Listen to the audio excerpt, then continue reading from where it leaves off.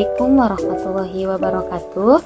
Nama saya Alyani Sabrina dengan NIM 23060212 kelas B1 Prodi PGSD Fakultas Ilmu Pendidikan Kampus IKIP Siliwangi. Pertanyaan pertama, apa yang Anda ketahui terkait konsep dasar bahasa Indonesia SD? Jawabannya adalah pengetahuan yang harus dikuasai oleh anak. Adapun konsep dasar bahasa Indonesia adalah kosakata dan pengucapan. Kosakata dan pengucapan adalah kosakata dasar yang memahami dan mengucapkan kata-kata yang dipakai sehari-hari oleh anak.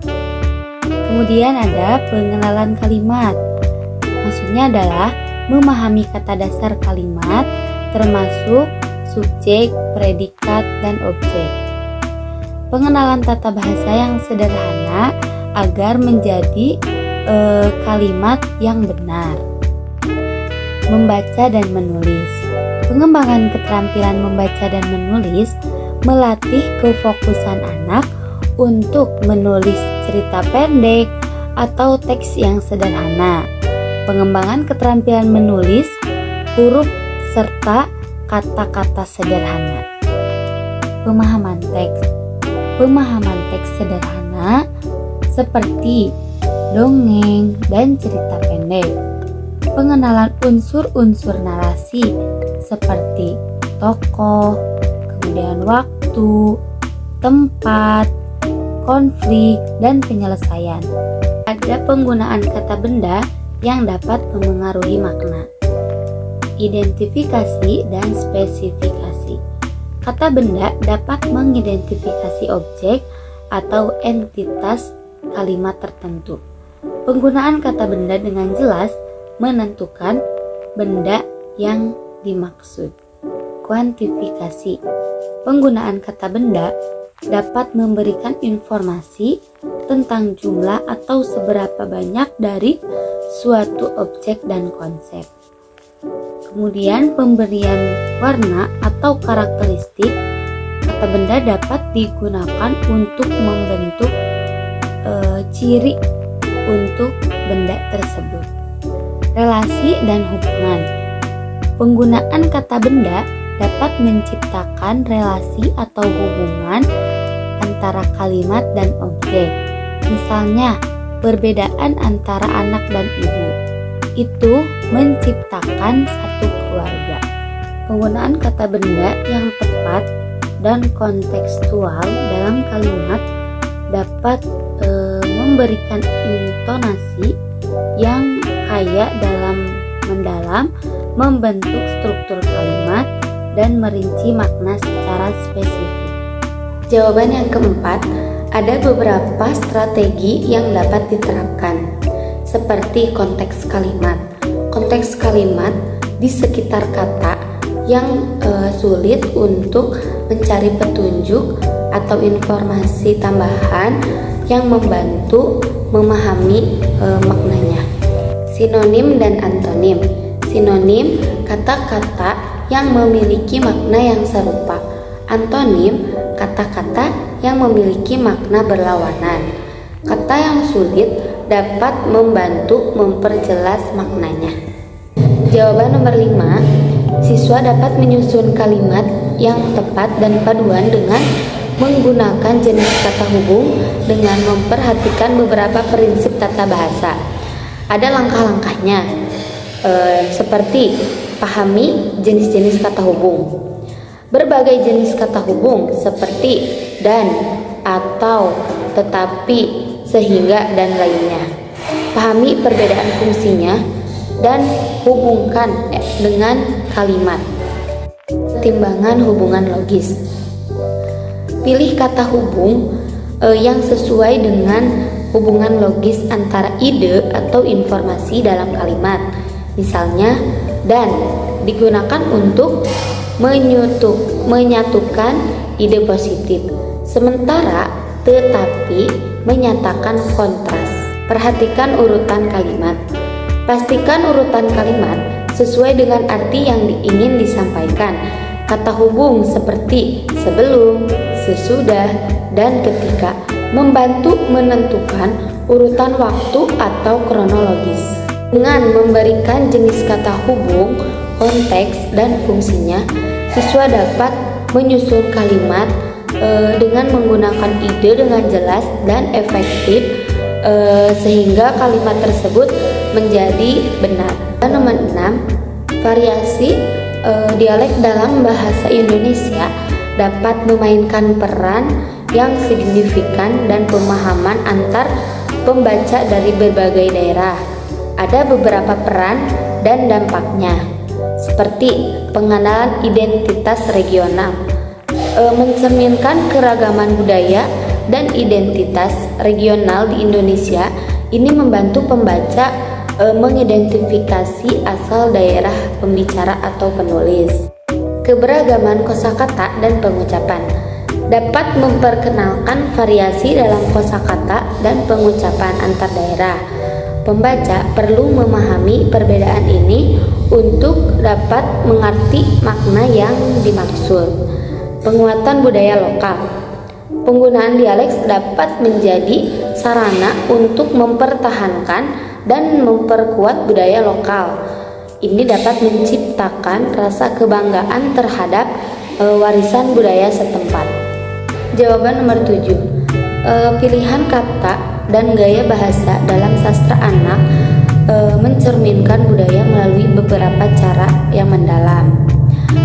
Adalah penjelasannya seperti kosakata lokal dan budaya. Pengarang sastra anak-anak cenderung menggunakan kosakata yang merujuk pada budaya lokal Indonesia. Pemilihan kata-kata ini menciptakan koneksi langsung dengan kehidupan sehari-hari anak di Indonesia. Ekspresi tradisional dan peribahasa. Pengarang sering memasukkan ekspresi tradisional, peribahasa, atau ungkapan khas Indonesia dalam karya mereka. Hal ini memperkaya teks dengan unsur-unsur tradisional dan mendalamkan makna cerita. Kemudian penggunaan bahasa daerah. Beberapa pengarang memasukkan bahasa daerah atau dialek tertentu dalam karyanya. Ini menciptakan keberagaman bahasa dan mencerminkan pluralitas budaya di Indonesia. Personifikasi benda tradisional. Pilihan kata dapat mencerminkan personifikasi tradisional atau mitos dalam budaya Indonesia. Hal ini memberikan nuansa dongeng lokal pada cerita anak-anak. Penggunaan dialog yang autentik. Dialog antar karakter dalam sastra anak-anak Indonesia seringkali menggunakan bahasa yang autentik dan mencerminkan cara berbicara anak di berbagai daerah.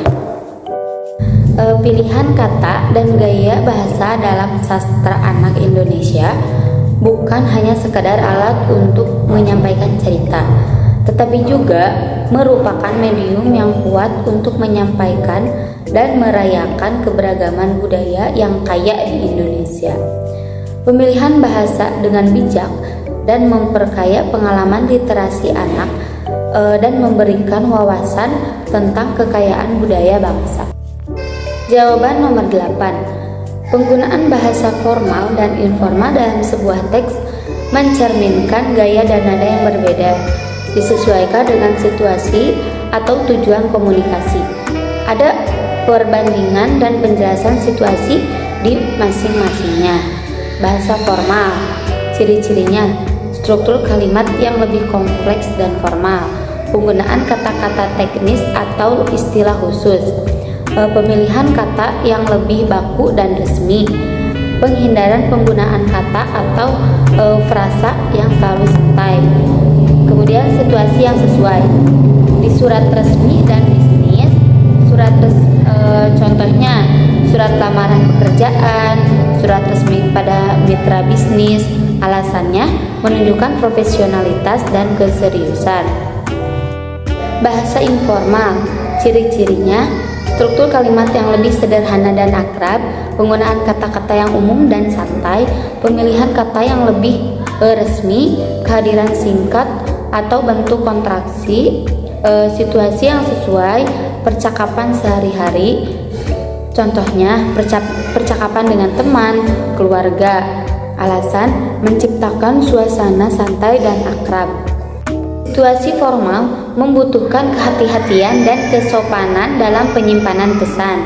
Bahasa informal dapat membangun kedekatan dan keakraban, tetapi tetap harus sesuai dengan norma kesopanan dan etika. Pemahaman penggunaan bahasa formal dan informal membantu komunikator penyampaian pesan dan efektif sesuai dengan kebutuhan dan norma situasi tertentu. Dan nomor 9, mengajarkan bahasa Indonesia kepada anak sekolah dasar memerlukan pendekatan yang kreatif, interaktif, dan disesuaikan dengan tingkat perkembangan mereka.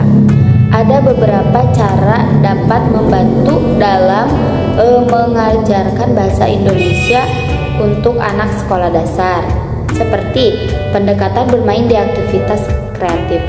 Gunakan permainan, lagu, dan aktivitas kreatif untuk membangun minat anak-anak terhadap bahasa Indonesia. Contohnya, menyampaikan lagu anak, bermain permainan kata, atau membuat cerita bersama. Pertunjukan dan drama. Libatkan anak-anak dalam pertunjukan atau drama sederhana yang memerlukan mereka untuk menggunakan bahasa Indonesia. Contohnya, menyelenggarakan pertunjukan panggung pendek berdasarkan cerita atau skenario tertentu. Pemahaman permainan kata. Gunakan permainan kata-kata yang sesuai dengan tingkat kognitif anak untuk membantu mereka memahami dan mengingat kata-kata baru. Contohnya tebak kata, lompat kata, atau bingo kata. Kunjungan ke tempat-tempat pendidikan. Rencanakan kunjungan ke perpustakaan atau tempat pendidikan lainnya yang dapat memperkaya pengalaman belajar bahasa Indonesia mereka. Penting untuk mengakomodasi gaya belajar beragam dan menciptakan lingkungan yang mendukung dalam proses pembelajaran bahasa Indonesia bagi anak sekolah dasar. Kreativitas, interaksi, dan kesenangan adalah kunci utama untuk membangun keterampilan bahasa mereka dengan efektif.